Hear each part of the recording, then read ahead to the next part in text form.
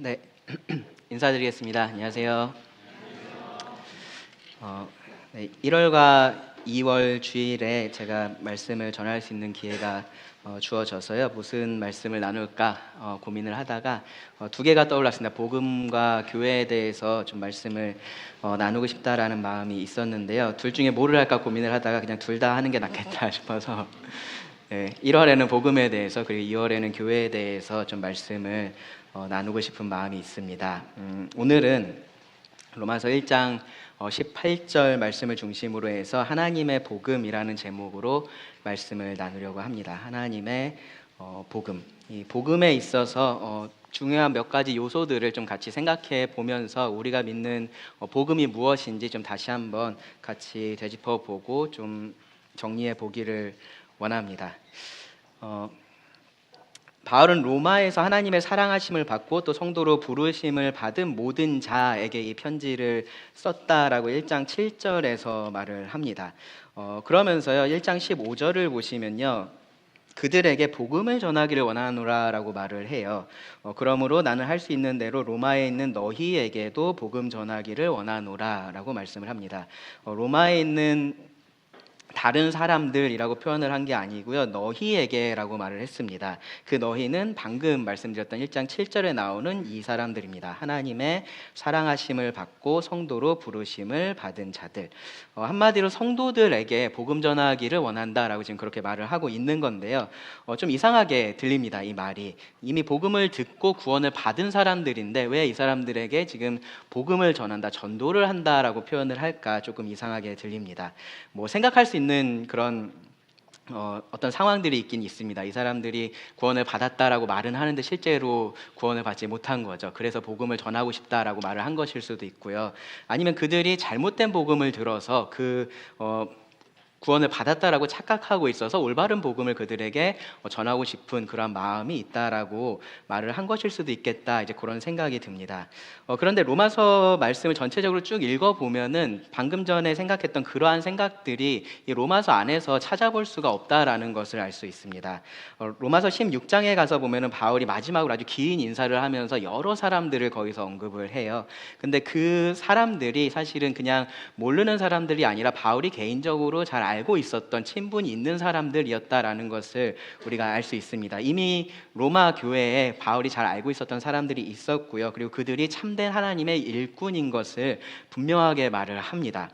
그리고 15장 말씀을 보시면 거기서 이제 이 로마서를 기록한 하나의 이유 중에 하나가 서바나, 그러니까 오늘날의 스페인 지역인데요. 그 서바나로 가려는 자신의 계획을 그들에게 알려서 가는 길에 이 교회의 도움을 받기 위한 것도 있었다라고 그렇게 이야기를 합니다. 분명히 바울은 이 로마 교회 자체에 대해서 그들의 복음, 그들의 구원에 대해서 어떠한 물음표를 가지고 있었던 것이 아니었습니다. 만약에 그랬다면 우리는 로마서의 이런 말씀보다는 아마도 갈라디아서에서 우리가 읽을 수 있었던 그러한 톤의 내용들이 이 로마서에 기록이 됐을 겁니다. 그렇기 때문에 바울이 여기서 말하는 복음 전한다라는 것은 우리가 생각하는 그런 의미에서의 전도하고는 좀 다른 거다라고 우리가 생각을 해야 돼요. 뭐냐면요, 복음을 가르치기 원한다라는 말로써 이렇게 표현을 사용했다라고 볼 수 있습니다. 직접 가서 하면 좋겠는데 그럴 만한 상황이 되지 않아서 이렇게 편지로 기록을 한 겁니다. 그리고 하나님께서 그런 여러 상황들을 사용을 하셔서 오늘날 우리에게 이 로마서라는 복음의 정수를 기록하셔서 읽을 수 있게 하신 겁니다. 그렇게 생각을 해보면요, 여러분들 아마 전도하거나 하실 때 로마서 말씀 가지고 많이 하실 거예요. 그리고 로마서 읽어봐 그렇게 권하기도 하실 텐데, 그렇게 구원을 찾는 자들에게 로마서가 길이 되는 것도 맞지만 동시에 이미 그 구원을 찾은 자들에게도 로마서는 길이 된다라는 겁니다. 이 복음을 제대로 알아야지 이 복음에 따라서 살아갈 수가 있는 거고요. 그리고 그 복음을 제대로 전할 수 있기 때문에 그렇습니다. 그래서 제가 말씀드렸었던 것처럼 몇 시간에 걸쳐서 이 로마서에 있는 몇 말씀을 통해서 성경이 말하고 있는 이 복음의 좀 핵심적인 것들이 무엇인지 좀 같이 생각을 해보기를 원합니다. 그래서 우리를 구원한 복음, 우리를 살게 하는 이 복음, 우리가 믿고 있는 이 복음, 그리고 우리가 전해야 하는 이 복음이 무엇인지, 성경이 어떻게 그 복음을 바라보고 있고 우리들에게 제시하고 있는지 한번 상고해 보기를 원합니다. 오늘은 하나님의 복음이라는 제목으로 말씀을 나눌 거고요. 제가 이 시간을 통해서 말씀드리고 싶은 것은 이 복음, 성경이 말하고 있는 이 복음의 주체가 사람이 아니라 하나님이시다라는 겁니다. 사람이 복음의 주체가 아니라 하나님이 바로 이 복음의 주체이시다. 복음의 중심에 계시고 그리고 복음의 끝에 계신 분이 바로 하나님이시다라는 사실을 나누기를 원합니다. 1장 1절에 보시면 그 표현이 나옵니다. 예수 그리스도의 종 바울은 사도로 부르심을 받아 하나님의 복음을 위하여 택정함을 입었으니 라고 말씀을 합니다. 하나님의 복음이라는 표현을 사용을 하고 있죠. 바울은 계속해서 이곳저곳을 다니면서 복음을 많이 전했었습니다. 그리고 그것 때문에 많은 핍박을 당했고요, 환난을 당하기도 했었습니다. 사람들한테 맞아갖고 죽을 뻔했던 적도 있었고요, 배가 파선해서 바다에서 죽을 뻔했던 적도 있습니다. 감옥에도 여러 차례 갇혔었고요. 생각해보면 바울은 이 유대교 안에서, 그렇죠, 그 유대인으로서 그 안에서 성공 가도를 달릴 수 있었던 그러한 젊은 청년이었습니다. 근데 그런 사람이 그런 삶을 살게 된 겁니다. 그 모든 것들, 좋은 미래들을 포기하고 이런 고통스러운 삶을, 어려운 삶을 살게 됐었던 겁니다. 그 이유가 뭐냐 하면은 여기 1장 1절에서 밝히는 것처럼 하나님의 복음을 위하여 택정함을 입었기 때문인 거죠. 그렇죠? 자기가 만들어낸 복음이 아니고요, 사람이 만들어낸, 사람들이 고안하는 그러한 복음이 아니라 하나님의 복음을 전하는 사명을 받았기 때문에 그것에 따라서 복음을 전했던 겁니다. 모든 어려움을 무릅쓰고 복음을 전했던 겁니다. 부끄러워하지 않고 복음을 전했다라고 말합니다. 16절 말씀을 보시면 내가 복음을 부끄러워하지 아니하노니 이 복음은 모든 믿는 자에게 구원을 주시는 하나님의 능력이 됨이라. 먼저는 유대인에게요 그리고 헬라인에게로다 라고 말을 합니다.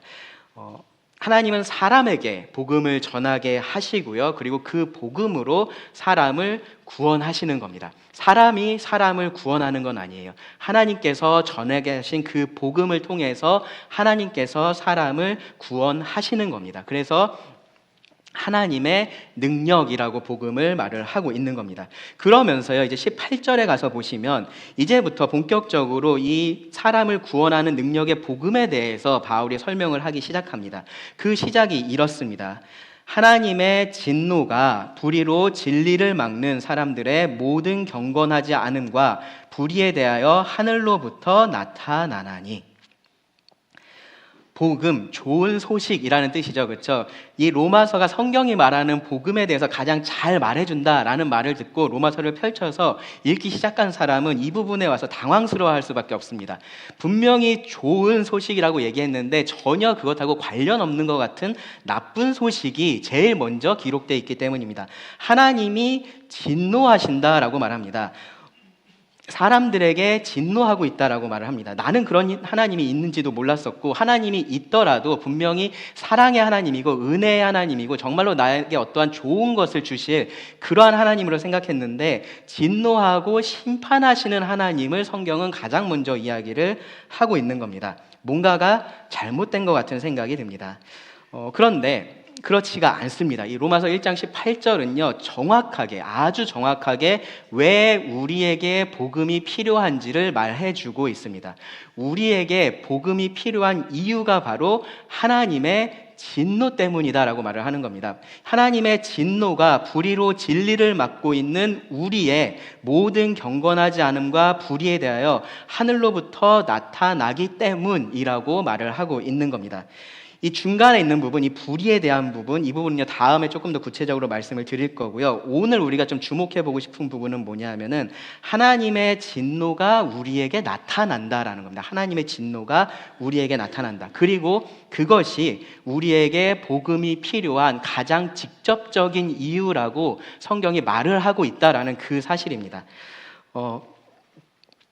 우리에게 복음이 필요한 가장 직접적인 이유가 바로 여기에 있습니다. 하나님께서 우리에게 진노하고 계시다라는 거죠. 하나님과 우리의 사이의 관계가 그렇게 틀어져 있다라는 것이 문제입니다. 우리가 죽고 나서 편안하고 좋은 데서 살기 위해서 우리에게 복음이 필요한 것이 아니다라고 말을 하고 있는 거예요. 우리가 더 즐겁고 행복한 삶을 살아야 되는데 그게 안 되니까 우리들에게 복음이 필요하다라고 말하고 있는 것이 아닙니다. 이 세상이 너무 살기 힘든데 위로받고 보호받고 의지할 곳이 필요한데 그러기 위해서 복음이 필요하다라고 말하고 있는 것이 아닌 겁니다. 우리가 건강해야 되고 우리가 부자가 되어야 되고 우리가 좋은 인간관계를 누려야 되고 우리가 행복한 가정생활을 해야 되는데 그러한 것들이 우리들에게 결여되어 있는데 그것을 채워주는 것이 복음이다라고 말하고 있지 않다라는 거예요. 이 모든 것들이 나쁜 거다라고 지금 제가 말씀드리는 게 아닙니다. 그리고 그 모든 것들이 복음하고 아무런 관계가 없다라고 말씀을 드리는 것도 아닙니다. 하나님이 우리가 불행하게 살고 가난하게 살고 외롭게 살고 괴롭게 살고 어떻게 살든지 아무런 관심이 없다라는 말씀을 드리는 게 아니에요. 사실은 정반대입니다. 하나님은 우리가 어떻게 사는지에 정말로 관심이 많으십니다. 정말로 관심이 많으십니다. 하나님은 우리가 하나님께서 의도하신 그러한 삶을 살기를 원하세요. 정말로 우리가 기쁘고 만족하고 풍성한 삶을 살기를 원하십니다. 그것이 하나님께서 우리들을 처음에 창조하실 때 의도하셨던 거고요. 지금도 똑같이 하나님은 우리가 그러한 삶을 살기를 원하고 계십니다. 그런데 단순히 우리가 그것을 가지게 되는 것을 성경이 구원이라고 말하고 있지 않다라는 거고요. 그것을 얻게 하는 것이 복음이라고 말하고 있지 않다라는 겁니다. 궁극적으로 우리가 이 모든 인류가 직면해 있는 가장 큰 문제, 가장 직접적인 문제는 하나님께서 우리에게 진노하신다라는 겁니다. 다르게 말하면 우리가 하나님과 원수들이다라는 것이 가장 큰 문제입니다. 우리가 하나님을 떠나 있는 것이 문제입니다. 그래서 이 복음을 통해서 하나님께서 하신 일에 대해서 성경이 이렇게 말을 합니다. 로마서 조금 뒤쪽에 5장에 가서 보시면 5장 10절, 11절을 보시면 이렇게 말씀을 합니다.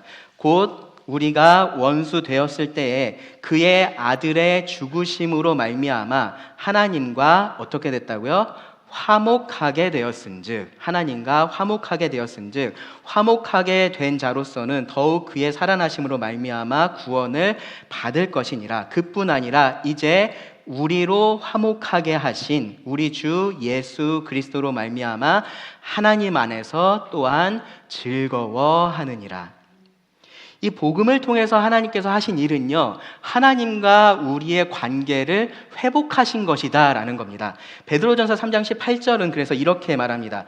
그리스도께서도 단번에 죄를 위하여 죽으사 의인으로서 불의한 자를 대신하셨으니 이는 우리를 어떻게 한다고요? 하나님 앞으로 인도하려 하심이라입니다. 하나님 앞으로 인도하려 하심이라. 하나님께로 우리가 나아갈 수 있게 하시려고 그렇게 하셨다라는 겁니다. 궁극적으로 하나님과 화목하게 되는 것, 하나님 앞으로 나아가는 것, 그 하나님 안에서 우리가 즐거워하고 만족하면서 살아가는 것, 그것이 구원의 결과로서 우리가 가장 기대해야 하는 것이다라는 겁니다. 다르게 말하면요, 구원을 통해서 우리가 가장 원하는 것은 무엇이 되어야 하냐면 하나님이셔야 한다라는 얘기예요. 하나님이셔야 합니다. 그렇기 때문에 지금 그 하나님이 진노하고 계신 것이 나에게 가장 큰 문제가 되는 겁니다. 오늘 이 한 가지를 여러분 꼭 기억하고 가시기 바랍니다. 남편과 아내가 있습니다. 어느 날 남편이 아내에게 큰 잘못을 저질렀습니다. 항상 그렇죠? 잘못은 항상 남편이 합니다. 남편이 아내에게 큰 잘못을 저질렀습니다. 100%, 진짜로 100% 남편이 잘못한 일입니다. 그것 때문에 사이가 아주 크게 틀어졌습니다. 그래서 아내가 집을 나갔습니다. 친정에 갔겠죠, 주로. 네, 갔습니다. 남편이 어떨까요? 잘 모르시겠어요? 좋습니다. 왜요?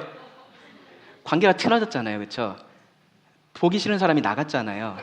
네, 당연히 좋습니다. 좋아요. 나가니까 너무 편했습니다. 그냥 침대에서 맘 편하게 혼자서 대자로 잘 수도 있고요.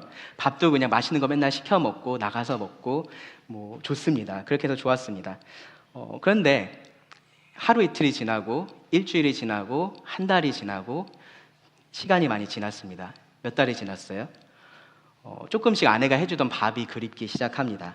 매번 나가서 사 먹거나 뭐 시켜 먹거나 그런 게 귀찮아진 거예요. 전에는 때만 되면 아내가 알아서 밥 차려놓고 와서 먹어야 해서 먹었는데 지금 내가 전화해서 밥 갖다 달라고 해야 되고 귀찮게 밖에 나가서 먹어야 되고 그런 게 귀찮아진 겁니다. 그래서 그냥 한번 내가 해 먹어볼까라고 했는데 내가 만든 거는 음식이 아니라 음식물 쓰레기입니다. 먹을 수가 없어요. 잠자리도요. 전에는 아내가 깨끗하게 잘 침구류 세탁해놓고 정리해놓고 해서 아주 포근하고 아늑했는데 이제 조금씩 쉰내가 나는 것 같습니다. 들어가 있으면 포근한 게 아니라 뭔가 축축해요. 그래서 남편이 아내를 찾아갑니다. 찾아가서 용서를 구합니다. 다른 이유가 없습니다. 나 맛있는 음식이 먹고 싶어. 나 다시 깨끗하고 포근한 잠자리에서 자고 싶어. 그러니까 나 좀 용서해줘 라고 말을 합니다. 아내가 어떻게 할까요? 당신의 진심을 알겠어요 라고 하면서 흔쾌히 용서를 해줄까요? 그렇게 할 수가 없을 겁니다. 이 남편이 원하는 것은 아내인가요? 가정부인가요? 아내를 원하고 있는 것이 아닙니다. 아내와의 관계 회복을 원하고 있는 것이 아닙니다. 아내가 그에게 줬었던 좋은 것들을 원하고 있었을 뿐입니다. 이 남편이 정말로 원하는 것은 아내여야만 됐습니다. 그 아내와의 관계 회복을 생각을 했어야 됐습니다. 그래야지 사실은 그 아내가 주는 좋은 것들을 누릴 수가 있는 겁니다. 그것만 생각을 하고 그것만 갖고자 한다면 가질 수가 없는 겁니다. 질 떨어진 음식을 경험을 하고요. 질 떨어진 잠자리를 통해서 생각해야 될 것은 뭐였냐면은 더 질 좋은 음식 먹고 싶어. 더 좋은 곳에서 자고 싶어가 아니라요. 그에게 그동안 아무런 대가 없이 그런 것들을 베풀어 줬었던 그 아내를 생각을 했어야 되는 겁니다. 하나님과 우리 사이의 관계가 정확히 그렇다라는 겁니다. 여러분 그 사실을 아셔야 됩니다. 하나님의 진노하심이 우리에게 문제가 되는 것은요, 하나님께서 주시는 좋은 것들을 내가 더 이상 누릴 수 없어서가 아니고요, 그 하나님과의 관계의 즐거움을 내가 누릴 수 없기 때문입니다. 우리에게 복음이 가장 필요한 직접적인 이유는 하나님께서 주시는 좋은 것이 나에게 없어서가 아니고요, 바로 그 하나님이 나에게 없기 때문인 겁니다. 그것이 성경이 이 복음을 시작하면서 가장 먼저 하고 있는 말입니다. 이런 면에서 생각을 해보면요, 오늘날의 복음이라는 것이 얼마나 크게 왜곡되어 있는지 우리가 알 수 있습니다. 핀트가 잘못돼도 한참 잘못돼 있습니다. 복음은요 사실 항상 공격을 받아 왔었습니다. 이 유다서를 기록했던 유다도요, 그 처음에 보면 그런 얘기를 해요. 자기는 일반으로 받은 구원에 대해서 이 편지를 쓰려고 그렇게 생각을 하고 있었는데 지금 가만히 들어온 몇 사람 때문에 이 믿음의 도에 대해서 힘써 싸우라는 내용으로 편지를 써야겠다라는 필요를 느꼈다라고 이야기를 합니다. 계속해서 이 믿음의 도, 복음을 공격하는 일들이 있었던 겁니다. 그때도 그랬고 지금도 그렇고 계속해서 성경이 말하는 복음은 공격을 받고 있습니다. 이 복음 자체가 공격을 받기도 하고요, 혹은 이 복음의 내용이 공격을 받기도 합니다. 지금 세상을 봐도 그렇죠. 복음 자체가 탄압을 받는 곳들이 있고요, 그렇지는 않지만 그 복음의 내용이 아주 심각하게 왜곡되어 있는 경우들도 많이 있습니다. 사탄은 방법 같은 거는 신경 쓰지 않습니다. 어떻게든 사람들이 성경이 말하는 복음을 듣지 못하기만 하면 되기 때문에 그렇습니다.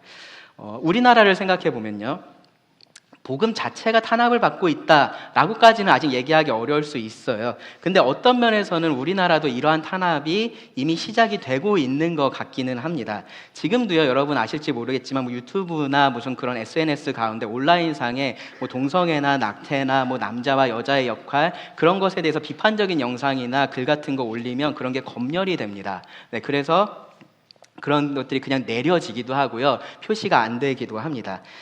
무슨 말이냐면 성경이 말하고 있는 죄를 죄라고 말하는데 이제 점점 우리에게도 제약이 생기고 있다라는 거예요. 네, 그렇기 때문에 우리가 참된 복음을 전하는데 어려움을 겪게 되는 상황들이 만들어지고 있다라는 겁니다.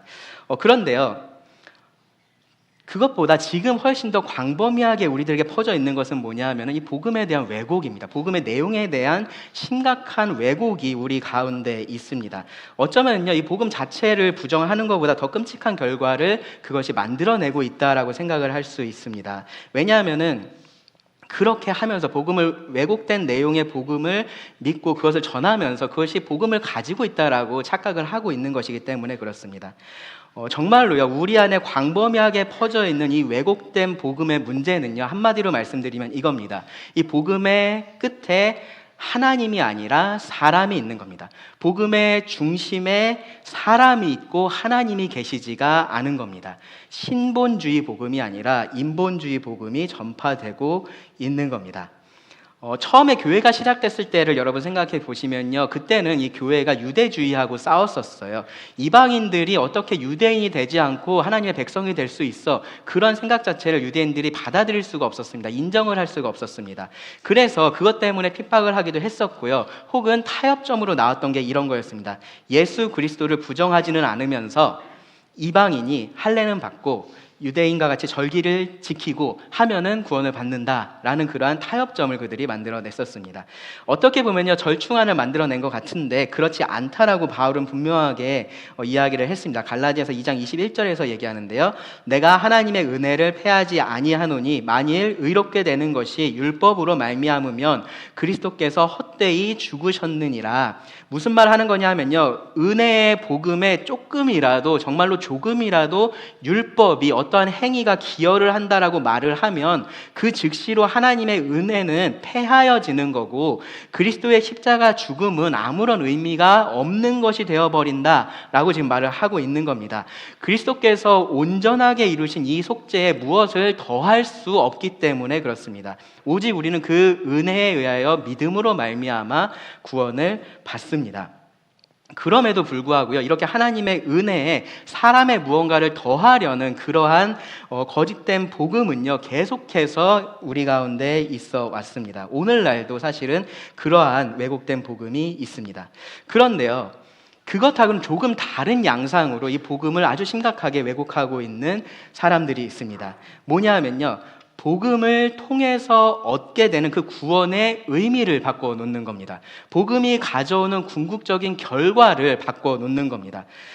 성경에서 말하는 영적인 의미에서의 구원을 부정하지는 않습니다. 그런데 그것이 정말로 강조되고 있지가 않아요. 그것이 정말로 귀한 것으로 이야기되지가 않습니다. 그들이 말하고 있는 구원은요, 뭔가 그들이 원하는 것을 얻는 것 같이 그렇게 들립니다. 그것이 지옥에 가지 않고 천국에 가는 것일 수도 있고요, 어떠한 죄책감에서 벗어나는 것이 될 수도 있습니다. 아프지 않고 건강한 것이 될 수도 있는 거고요, 많은 부를 누리는 것이 될 수도 있습니다. 세상에서 큰 성공을 거두고 인기를 얻는 것이 될 수도 있습니다. 그런 복음을 번영복음이라고 하고요, 기복신앙이라고도 합니다. 그들의 주장은 뭐냐 하면은 하나님 믿으면 다 잘 된다라는 거예요. 하나님을 믿으면 다 잘 된다. 잘 된다라는 것은요, 내가 원하는 일이 이루어지는 겁니다. 내가 원하는 일. 그런 왜곡된 복음을 전하는 거짓 전도자들은요, 심지어 가난이나 질병은 하나님의 저주라고 얘기를 해요. 그래서 만약에 당신이 지금 가난하면 그거는 하나님을 잘못 믿고 있는 거다라고 이야기를 합니다. 당신이 지금 어디가 아프면 하나님 잘못 믿고 있어서 제대로 섬기고 있지 않아서 그렇게 된 거다라고 이야기를 합니다. 그들이 말하는 하나님을 제대로 믿고 섬기는 건요, 주로 이런 겁니다. 헌금을 잘하거나 기도를 열심히 하거나 목사가 하는 말 잘 듣는 거, 그런 것들입니다. 안타깝지만 사람들이 이런 복음에 너무 쉽게 혹합니다. 건강하게 되고 부자가 되게 해준다니까 싫어할 이유가 없는 겁니다. 전능하신 하나님이, 모든 것을 알고 계신 하나님이 나를 위해 준다는데 싫을 이유가 없습니다. 나를 복되게 만들어준다는데 마다할 이유가 없는 겁니다. 그래서 이런 복음에 기초한 거짓 이단들이 정말로 많이 생겨납니다. 사람들을 미혹해서 자기 배를 불리려는 사람들에게 이 번영 복음이라는 거 너무 좋은 수단이 되는 거죠. 그런데 그렇게 이단까지는 가지 않는데요, 똑같은 맥락에서 왜곡된 복음을 믿고 있는 교회들이 너무나 많이 있습니다. 이게 정말로 미묘한데 분명히 잘못된 복음입니다. 왜 그러냐면은 그 복음의 끝에 하나님이 계시지 않고 사람이 있기 때문에 그렇습니다. 언뜻 들으면 성경적인 복음처럼 들려요. 그리스도의 십자가에 대해서 말을 하고 있고요. 영원한 삶에 대해서 이야기를 하고 있습니다. 그 모든 것들이 행위가 아니라 오직 믿음으로 은혜로 얻는 것에 대해서도 분명히 이야기를 합니다. 그런데 가만히 들어보면요, 그 복음이 결국은 나를 하나님께로 이끈다는 것이 중요한 게 아니고요, 그것을 통해서 내가 하나님께 무언가 좋은 것을 얻을 수 있다라는 것이 중요하다라고 말을 하고 있습니다. 위로하시는 하나님이 아니고요, 하나님의 위로를 원하고 있는 거죠. 평안을 주시는 하나님이 아니라 하나님의 평안을 원하고 있는 겁니다. 다만 그런 것들이 너무 물질적인 것들은 아닌 거예요. 그러니까 그런 것들이 큰 문제가 없는 것처럼 우리들에게 들려요. 그런데 결국은 내가 원하는 무언가를 이 복음의 결과에, 궁극적인 목적에 두고 있다라는 점에서 제가 앞에서 말씀드렸던 그러한 이단과 다르지가 않습니다. 결국 내가 원하는 것이 이 세상의 위로인데 그냥 그것을 하나님 안에서 찾은 것뿐인 겁니다. 그래서 그 위로가 내가 원하는 모습으로 오지 않으면요, 하나님을 떠날 수도 있겠구나라는 생각이 듭니다. 위로하시는 하나님이나 하나님의 위로나 그게 그거 아니야? 뭘 저렇게 열심히 얘기하고 있어? 그런 생각 여러분 혹시 드실 수 있는데요, 그 미묘한 차이를 정말로 조심하셔야 됩니다. 정말로 조심하셔야 됩니다. 제가 앞에서 남편과 아내의 예를 들어서 말씀을 드렸습니다. 남편이 원했던 것은요, 아내가 아니라 아내를 통해서 얻을 수 있는 좋은 것이었습니다. 그렇다면요, 여러분, 그렇다면 내 아내보다 더 요리를 잘하는 여자가 있으면 어떻게 할 겁니까? 내 아내보다 집안일을 훨씬 더 잘해줄 수 있는 사람이 있으면 어떻게 할 겁니까? 그러면 그 남편은 누구를 원하게 되겠습니까? 아내보다 요리 잘하고, 집안일 잘하고 내 말 잘 들어주는 그 사람을 원하게 될 겁니다. 왜냐하면요, 궁극적으로 그 사람이 원하고 있는 것은 아내와의 관계가 아니라 아내가 줄 수 있는 좋은 것이었기 때문입니다. 하나님께서 주시는 그 좋은 것을 제대로 구분하지 않으면요, 똑같은 맥락에서 실제로 신앙생활에 있어서 큰 차이를 만들어냅니다. 처음에는 비슷할 수 있어요. 왜요? 하나님도 여기 있고 하나님께서 주시는 좋은 것들이 같이 붙어 있잖아요. 그렇죠? 비슷한 곳에 있으니까 비슷하게 보입니다. 그런데 시간이 지나면 하나님을 조금씩 다르게 보기 시작합니다. 성경에서 말하는 하나님, 나를 찾아오시는 그 하나님을 있는 그대로 내가 원하고 바라보는 것이 아니라요, 내가 원하는 하나님, 그리고 내가 경험하고 싶은 하나님을 찾게 되는 겁니다. 그러다가 그런 하나님을 내가 경험하지 못하면, 그런 하나님을 내가 만나지 못하면 점점점 하나님에게서 멀어지기 시작하는 겁니다. 그러면서 그것을 어디서 찾습니까? 하나님이 아니라 세상에서 찾는 겁니다. 다른 어딘가에서 그런 것들을 찾기 시작하는 겁니다. 당연히 하나님과 하나님의 위로는 함께 갑니다. 그런데 궁극적으로 내가 원하는 것은 그 하나님의 위로가 아니라 하나님이셔야 한다라는 겁니다. 그것이 성경이 말하고 있는 복음의 핵심에 있다라는 거예요. 그런데 이 하나님의 위로가 함께 있으니까 하나님 옆에 있는 그 위로를 바라보게 만드는 것이 왜곡된 복음이다라는 겁니다. 그렇게 해서라도 사람들 하나님께로 좀 가까이 끌 수 있으면 된 거 아니야? 그렇게 생각할 수도 있어요. 실제로 그런 효과가 있기도 합니다. 선교지 같은 데 가면은 먹을 거 주면서 이렇게 교회로 불러오고 복음 전하고 하는 그런 일들 합니다. 여러 가지 사업들을 통해서 복음 전하는 일들 합니다. 복음을 전하는 데 있어서 그런 것들이 좋은 전략이 될 수는 있습니다. 그런데 그것이 거기서 끝나면 그것은 성경이 말하는 복음을 전한 것이 아니다라는 겁니다. 궁극적으로 성경이 말하고 있는 복음에서 좋은 것이 무엇인지를 이야기를 해야 되는 겁니다. 그리고 그 좋은 것은요, 하나님께서 주시는 좋은 것이 아니라 하나님인 겁니다. 하나님. 그 좋으신 하나님께 집중할 수 있게 해줘야 되는 겁니다.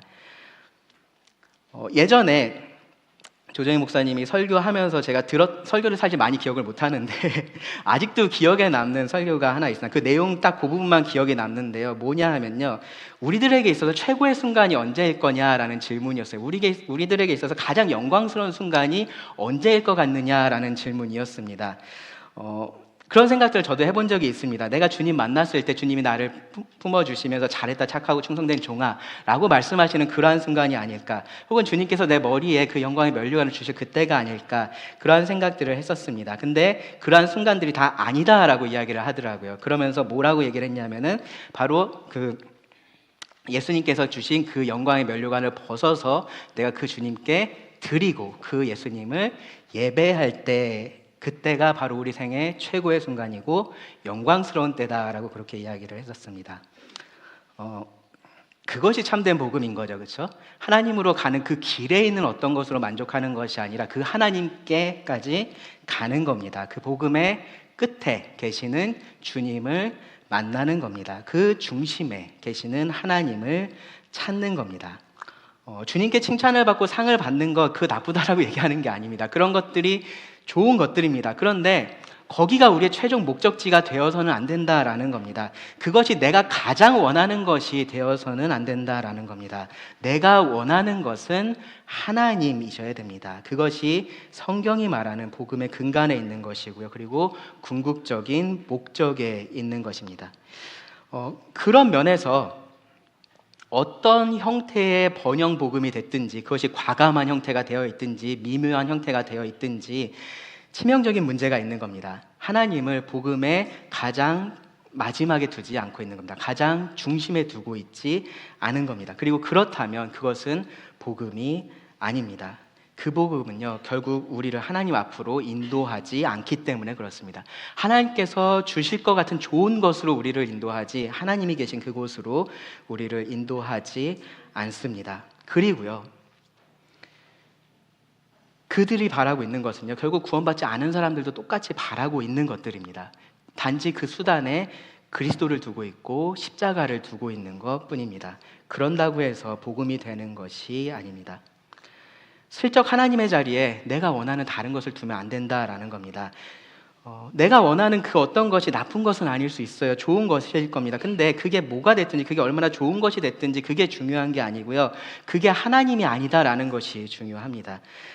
여러분, 내가 이해하고 있는 복음, 내가 믿고 살아가고 있는 복음, 내가 계속해서 바라보고 있는 것, 그것이 만약에 지금 말씀드리고 있는 이러한 복음에 가깝다면요, 여러분, 내가 복음을 잘못 이해하고 있다는 생각을 하셔야 돼요. 내가 지금 성경에서 말하고 있는 그 복음을 성경에서 말하고 있는 관점으로 보고 있지 못하구나라는 생각을 하셔야 됩니다. 초점이 잘못되어 있는 겁니다. 성경은 복음을 그렇게 말하고 있지 않습니다. 하나님을 통해서 내가 원하는 무언가를 얻는 것으로 말하고 있지 않습니다. 하나님을 얻는 것으로 말하고 있습니다. 복음은 사람의 복음이 아니라 하나님의 복음입니다. 하나님이 복음의 핵심이십니다.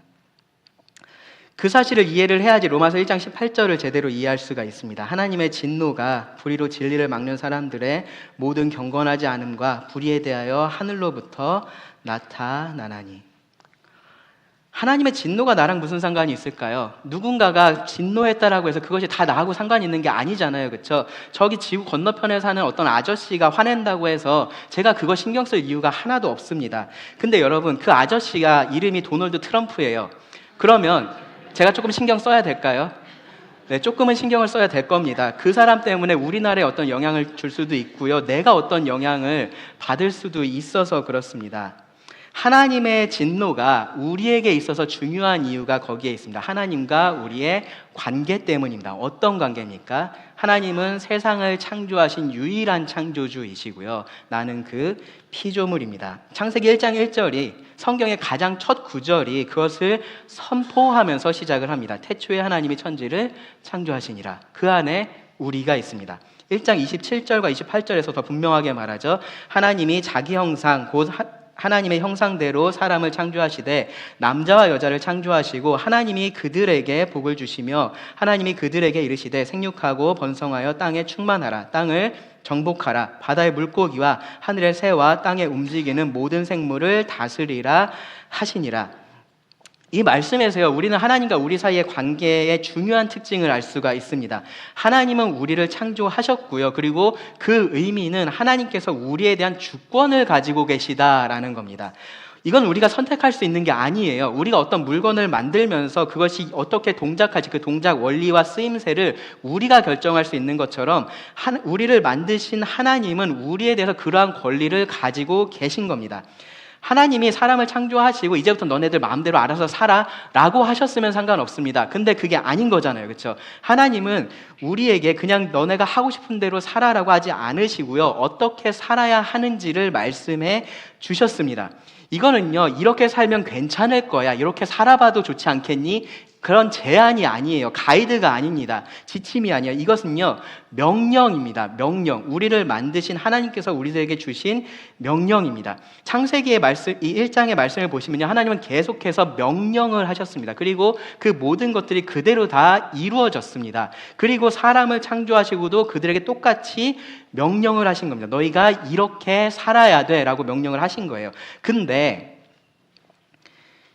28절을 보시면요, 그 명령에 대해서 지금 성경이 뭐라고 표현을 하고 있냐 하면, 하나님이 그들에게 뭐라고요? 복을 주시며 라고 말씀합니다. 복을 주시며. 이 명령이 하나님께서 우리들에게 주신 복인 겁니다. 사람에게 가장 좋은 것을 하나님께서 명령을 하셨기 때문에 그렇습니다.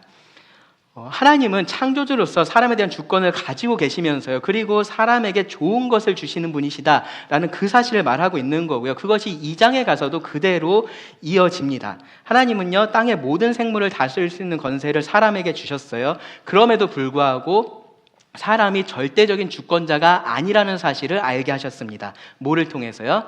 선악을 알게 하는 나무의 실과는 먹지 말라라는 그 명령을 통해서 하나님은 인간 위에 주권자가 있음을 알게 하셨던 겁니다.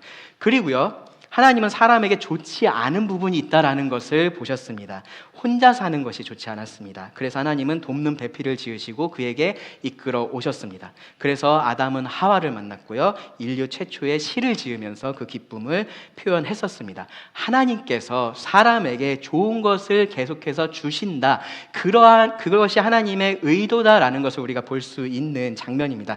그게 하나님과 사람 사이의 관계였던 거예요. 사람을 인격체로 창조하셨고요, 그들과 하나님은 친밀한 교제를 나누셨습니다. 그러면서 동시에 하나님은 창조주로서의 권위를 가지고 계셨습니다. 그 권위를 가지고 하나님께서 원하는 대로 마음대로 사람들을 그냥 이용해 먹은 게 아니고요, 그들에게 계속해서 좋은 것을 주시고 좋은 삶을 살 수 있게 하셨다라는 겁니다. 사람에게 있어서 가장 좋은 것은 그런 하나님이 계시다라는 사실이었던 겁니다. 그런데 그런 사람에 대해서 지금 이 로마서 말씀에 보면 하나님께서 진노하신다라고 지금 말씀을 하시는 거예요. 뭐가 달라졌을까요? 어느 날 갑자기 하나님이 기분이 나빠졌을까요? 아니면 너무 평범한 일상이 지루해서 화 한번 내볼까 그렇게 된 걸까요? 아니죠, 그렇죠? 창세기 3장에 가면 그 진노의 이유가 나옵니다. 바로 사람의 타락입니다. 사람이 뱀의 유혹에 넘어가서 하나님께서 절대 먹지 말라고 명령하신 그 선악을 알게 하는 나무의 열매를 먹었습니다.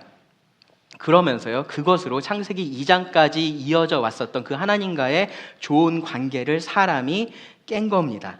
그것이 무엇을 의미하는지는 분명합니다. 사람은요, 하나님께서 주신 것을 더 이상 가장 좋은 것으로 받아들이지 않기로 결정을 한 겁니다. 좋고 나쁜 것을 자기가 판단하겠다라고 결정을 한 겁니다. 하나님께서 주권자로서 주신 그 명령을 어기고 선악을 알게 하는 나무의 열매를 먹음으로써 하나님을 배반하고 스스로 더 좋은 것을 찾을 수 있다라고 하나님 앞에 선포를 한 겁니다. 주권자이신 하나님을 인정하지 않은 거고요, 하나님이 나에게 더 이상 가장 좋은 분이 아니다라고 이야기를 한 겁니다. 그게 죄고요, 그 죄에 대해서 하나님께서 진노하시는 겁니다. 과일 하나 먹은 거 가지고 너무 그러는 거 아니야 라는 생각이 들 수 있어요. 근데 그것이 이 인간의 본성이 바뀌게 됩니다. 사람은요, 단지 그 죄 한 번을 지은 게 아니고요, 죄인이 되었습니다. 그래서 그 이후로 태어난 모든 사람들이 죄인으로 태어났습니다. 모두가 각자의 방식으로 똑같이 아담과 하와가 했던 것처럼 하나님의 주권을 무시하고 자기가 원하는 삶을 삽니다. 그러면서 나에게 가장 좋은 것 내가 알아라고 생각하고 그것을 내가 찾을 수 있다라고 생각하면서 살아가요. 그러면서 자기 삶을 망치면서 살아가고 있는 겁니다. 그런 삶을 사는 이스라엘에게 하나님이 이렇게 말씀하셨어요. 예레미야 2장 13절 보시면, 내 백성이 두 가지 악을 행하였나니 곧 생수의 근원이 근원이 되는 나를 버린 것과 스스로 웅덩이를 판 것인데 그것은 그 물을 가두지 못할 터진 웅덩이들이니라. 이스라엘에게만 해당되는 게 아니고요, 모든 사람에게 해당되는 이야기입니다.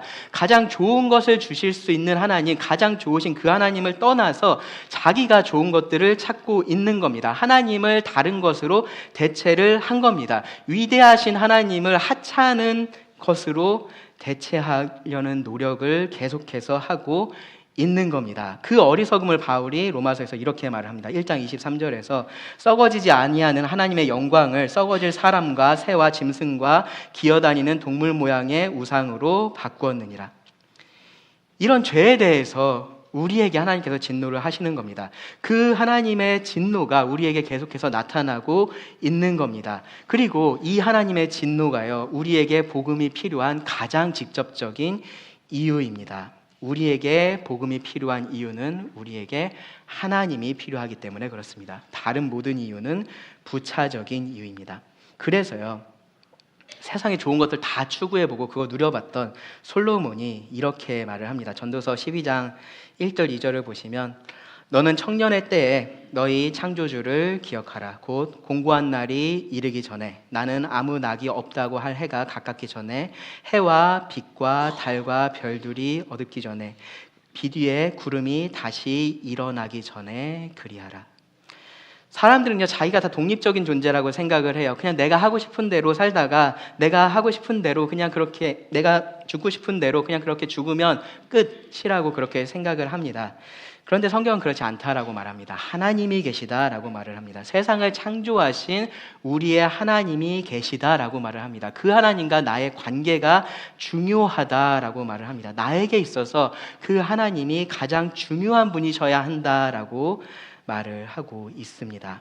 그리고 그것을 회복하는 것이 구원입니다. 다 좋은데 어쨌든 하나님 나한테 지금 진노하고 계신 거 아니냐? 그럼 내가 어떻게 해야 되냐? 그런 생각이 혹시 이 자리에 계신 분들 중에 드실 수도 있어요. 그러면 여러분 이 말씀을 기억을 하시기 바랍니다. 이사야 55장 1, 2절에서 하나님께서 이렇게 말씀을 하셨습니다. 오호라, 너희 모든 목마른 자들아 물로 나아오라. 돈 없는 자도 오라. 너희는 와서 사 먹되 돈 없이 값없이 와서 포도주와 젖을 사라. 너희가 어찌하여 양식이 아닌 것을 위하여 은을 달아주며 배부르게 하지 못할 것을 위하여 수고하느냐? 내게 듣고 들을지어다. 그리하면 너희가 좋은 것을 먹을 것이며 너희 자신들이 기름진 것으로 즐거움을 얻으리라. 하나님께서 즐거움을 약속을 하십니다. 만족할 것을 약속을 하십니다. 하나님 지금 삐쳐 계신 게 아니에요. 그냥 마음상에서 우리들한테 등 돌리고 계신 것이 아니다라는 겁니다. 여전히 하나님은 우리들에게 좋은 것을 주기 원하시는 분이십니다. 그래서 그 하나님께로 돌아오면요, 그러면 하나님은 언제나 받아주십니다. 그 진노를 거두십니다. 그러니까 걱정하지 마시고요. 걱정하지 마시고 하나님께 나오시기를 바랍니다. 그리고 그 하나님과 참된 삶의 기쁨을 누리시기를 바랍니다. 그런데 오늘 이 말씀은요, 이미 하나님을 만나신 여러분들에게 제가 드리고 있는 말씀입니다. 이미 하나님을 만났다라고 고백하는 성도님들, 이 말씀을 통해서 여러분 도전을 받으시기를 바랍니다. 구원 간증을 들어보면요, 하나님은 참 여러 가지 모습으로 사람들을 구원하는구나라는 것을 알 수가 있습니다. 어떤 사람은 천국 가고 싶어서, 정말로 그냥 천국 가고 싶어서, 좋은 곳에 가고 싶어서, 죽고 나서 좋은 곳에 가고 싶어서 하나님 믿는다, 예수님 믿는다라고 그렇게 말씀을 하시는 분들도 계세요. 어떤 분들은 사실 많은 경우 그런데 지옥 가기 싫어서, 지옥이라는 두려운 곳에 가기 싫어서 혹시라도 있으면 안 되니까, 그래서 하나님 믿었다라고 말을 하는 경우도 있습니다. 어떤 사람은요, 삶이 너무 힘들었던 겁니다. 삶이 무너져 내려가지고 위로할 곳을 찾다가 그러다가 하나님을 만났다라고 말을 합니다. 어떤 분들은요, 잘 따져본 겁니다. 세상이 말하는 진화론과 성경이 말하는 창조론을 가만히 놓고서 따져보니까 창조론이 훨씬 더 합리적이고 논리적이다라는 결론을 얻고, 그래서 하나님 믿었다라고 말씀하시는 분들도 계십니다. 어떤 경우는요, 남자친구나 여자친구 만나려고 교회 왔다가 구원받는 경우도 있습니다.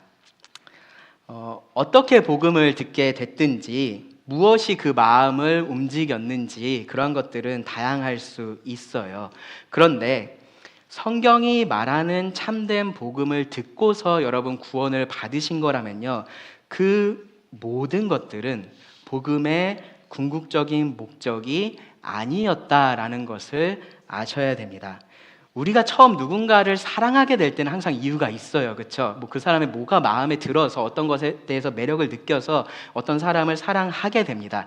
그런데 일단 사랑하고 나면요, 그러한 이유들은 사실은 사라지는 것이 맞습니다. 무엇 때문에 그 사람을 사랑하는 것이 아니고요, 그 사람이기 때문에 그 사람을 사랑하는 겁니다. 복음은 하나님께서 주시는 좋은 것을 사랑하라라고 말을 하지 않습니다. 이렇게도 말하지 않아요. 하나님께서 좋은 것을 주시니까 사랑하라라고도 말하지 않습니다. 궁극에 가서는 하나님을 사랑하라라고 말을 하고 있는 겁니다. 말씀을 준비하면서 이 존 파이퍼의 책을 읽었었는데요. 그 책에서 존 파이퍼 목사님입니다. 네, 존 파이퍼 목사님이 이렇게 물어봅니다. 여러분, 이 질문에 대해서 여러분 각자의 답을 한번 마음속으로 해보시기 바랍니다. 만약에 내가 원하는 모든 좋은 것이 있고 다만 그리스도만 없다면 나는 그 천국에 가고 싶은가? 잘 들으셨습니까? 내가 원하는 좋은 것들이 다 있는 겁니다. 그곳에 천국이라고 이름 붙여진 그곳에 내가 좋아하는 그것들이 다 있습니다. 그곳에 아픔도 없고요, 질병도 없습니다. 내가 사랑했던 모든 사람들이 그곳에 다 있습니다. 이 자리에 계신 분들 다 같이 거기 있는 거죠. 다 있습니다. 내가 좋아하는 음식 거기서 얼마든지 먹을 수 있습니다. 먹어도 살도 안 찝니다. 내가 좋아했던 일들 그곳에서 다 할 수 있습니다. 그곳에 자연재해도 없고요, 사람 사이에 갈등도 없습니다. 다만 한 가지 빠져 있는 게 있어요. 그곳에 그리스도가 없습니다. 그곳에 하나님이 계시지 않습니다. 여러분, 그런 천국에 가고 싶으십니까? 아니요라고 답을 해야 될 것 같죠? 근데 선뜻 답이 그렇게 잘 안 나옵니다. 이유가 뭘까 저도 고민을 해봤습니다. 어쩌면요, 우리가 그리스도와 그리스도께서 주시는 그 좋은 것들, 하나님과 하나님께서 주시는 그 좋은 것들을 따로 생각해 본 적이 없어서 내가 항상 즐거워했던 것들이 하나님과 함께 있었으니까 그럴 수도 있겠다라는 생각을 했습니다. 그런데 만약에 그게 아니라 정말로 그리스도가 아니어도 그냥 그 좋은 것들만 있으면 나한테 아무런 문제가 없겠구나 라는 마음이 들어서, 만약에 이 질문에 대해서 아니요라고 답을 못한다면, 그렇다면 나는 복음을 성경이 제시하고 있는 대로 보지 못하고 있구나 라는 생각을 하셔야 됩니다. 내가 복음을 바라보고 있는 그 핀트가 지금 어긋나 있구나 라는 생각을 하셔야 됩니다. 하나님이 이곳에 계시고 하나님께서 주시는 좋은 곳이 이곳에 있는데 나의 눈이 이렇게 계속 하나님 쪽을 바라봐야 되는데 조금씩 옆을 바라보고 있구나 라는 생각을 하셔야 되는 겁니다. 누군가를 사랑하면요, 그곳에 내가 싫어하는 거 100가지가 있어도 그 사람 때문에 갈 수가 있습니다. 복음은요, 결국 이런 하나님에 대한 우리의 사랑의 회복을 말하는 겁니다. 말씀을 들으시면서 계속 한쪽에 불편한 마음이 있으실 수 있어요. 하나님하고 제가 계속 하나님께서 주신 좋은 것을 분리해서 얘기를 했잖아요. 그렇죠? 근데 그 두 가지는 사실 분리되는 것은 아닙니다. 그러니까 안심하셔도 됩니다. 하나님은 우리들에게 가장 좋은 것을 주시는 분이 맞습니다. 그 사실은 절대로 변하지 않습니다. 여러분, 확신하셔도 됩니다. 다만 내가 정말로 바라는 것, 내가 정말로 기대하는 것, 내가 항상 바라보는 것이 하나님 자체여야 한다라는 겁니다. 천국은 그곳에 하나님이 계셔서 천국입니다. 우리가 정말로 바라는 것이 그런 하나님이시고요. 그리고 그 하나님으로 내가 만족하고 기뻐할 때 우리는요, 이 세상 가운데 이 참된 복음을 선포할 수 있는 거고요, 정말로 우리가 믿는 하나님이 어떠한 분이신지를 드러낼 수가 있는 겁니다. 기도하고 말씀을 마치겠습니다. 하나님, 우리가 하나님을 떠났지만 하나님은 우리를 떠나지 않으셨음에 감사를 드립니다. 하나님은 우리를 버리지 않으셨고 또 여전히 우리를 기다리시며 정말로 좋은 것을 주기 원하는 분이십니다. 그런 하나님을 우리가 찾을 수 있게 하시고 또 만날 수 있게 하여 주셔서 감사를 드립니다. 하나님, 우리가 그런 하나님을 내 삶에서 가장 귀한 것으로 여기고 살아가기를 원합니다. 하나님께서 주시는 모든 좋은 것들을 우리가 누릴 때에 그것을 주시는 하나님을 바라볼 수 있기를 원합니다. 하나님을 더 사랑할 수 있기를 원합니다. 하나님으로 늘 기뻐하며 살아갈 수 있기를 구합니다. 들은 말씀을 주님께 의지하며 예수님 이름으로 기도드립니다. 아멘.